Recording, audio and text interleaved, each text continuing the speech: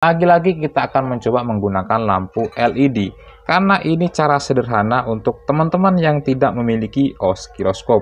Karena kalau pin OB, output OB itu kita cek menggunakan multitester, itu susah terdeteksi normal. Begitu teman-teman ya.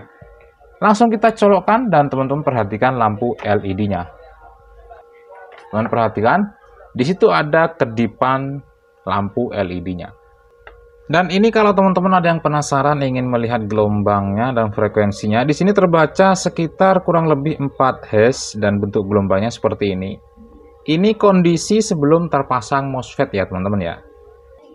Langkah terakhir perbaikan untuk bagian primernya setelah saya melakukan pergantian MOSFET yaitu 7N65, kita coba kembali untuk mengetahui apakah sudah normal atau sudah mengeluarkan tegangan DC out ke bagian sekunder atau belum.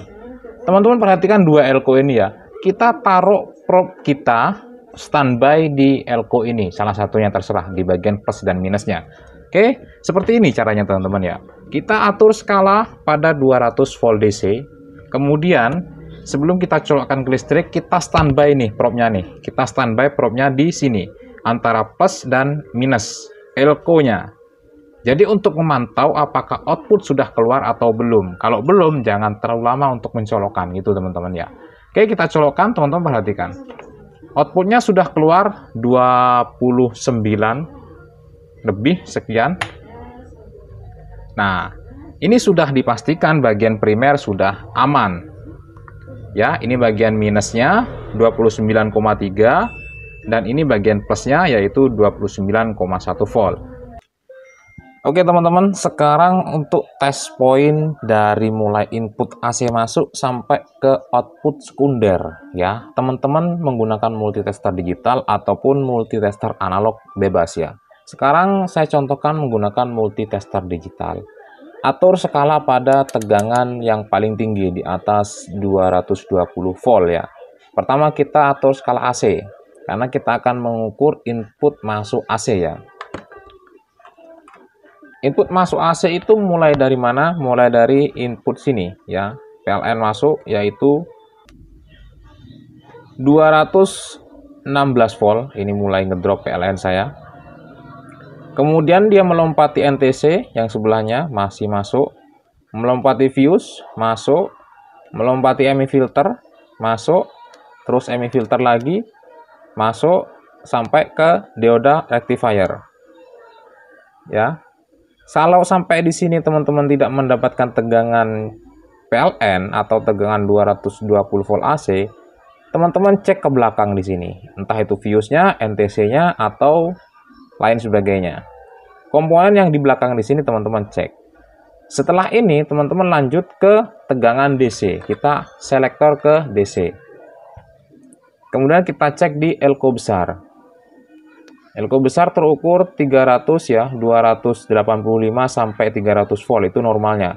Kalau sampai di sini teman-teman tidak mendapatkan tegangan sekian, teman-teman cek ke belakang lagi. Dioda dan lain ke belakangnya ya. Kemudian sampai di situ teman-teman lanjut ke pengecekan bagian OB-nya, bagian PWM-nya. Kita taruh probe hitamnya di ground ya. Ground-nya di sini. Kemudian cek pin VDD, teman-teman V-in ya. Cek pin V-in di pin 3 IC OB-nya. Di sini terukur 17 volt teman-teman. V-in ini dia ngambilnya dari sini, dari tegangan 300 ini, melewati R105 atau 1 mega, lalu masuk ke pin 3 IC OB teman-teman. Itu V-in-nya. Kemudian teman-teman atur skala multitesternya kita turunkan di sekitar 20 volt. Karena untuk tegangan tingginya sudah selesai. Kita cek di pin 7 IC OB itu terukur tegangan VDD yaitu 12 volt. 12 sampai 15 volt ya. Tapi normalnya rata-rata 12 volt. Nah, sampai di sini teman-teman kalau tidak mendapatkan tegangan ini, cek lagi ke belakang teman-teman. Mulai dari komponen-komponen pendukung ya, dan terutama IC OB-nya. Kalau IC OB-nya short, maka tegangan VDD ini tidak akan keluar. Oke, sampai di sini teman-teman paham ya. Kemudian kita lanjut ke bagian sekunder teman-teman ya. Di sini probe hitam kita taruh pada tegangan CT atau groundnya. Dan yang probe merah itu untuk mengecek tegangan power amplifiernya.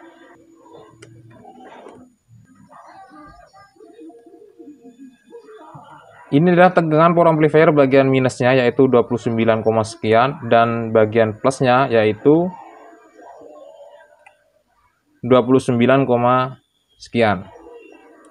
Kemudian di sini ada tegangan 5 volt teman-teman untuk kontrol depan ya atau panelnya. Kalau di tegangan output di sini tidak keluar teman-teman, balik lagi ke bagian primer atau mungkin di bagian sekundernya ada yang short seperti dioda ataupun transistor amplifiernya. Oke teman-teman, sampai di sini teman-teman sudah berhasil memperbaiki power supply XBR Polytron.